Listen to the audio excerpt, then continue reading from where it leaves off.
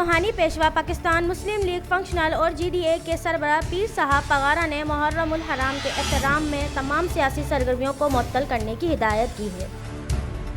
اپنے جاری کردہ بیان میں پیر صاحب پغارا نے کہا کہ شہدائے کربلا کی لازوال اور عظیم قربانیوں کو پیش نظر رکھتے ہوئے تمام سیاسی سرگرمیاں معطل رکھی جائیں۔ پیر صاحب پغارا نے مزید کہا کہ ثانیہ کربلا کے دیے ہوئے پیغام کو عام کرنے کی ضرورت ہے۔ نفرتوں کی سیاست کو ختم اور محبت اخوت کی فضا کو برقرار رکھنا ہوگا۔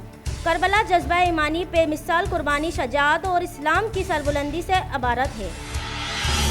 ہمیں اس موقع پر وطن عظیم کی سلامتی اور پاکستان کے بہادر محافظوں کے لیے خصوصی دعائیں بھی کرنی چاہیے۔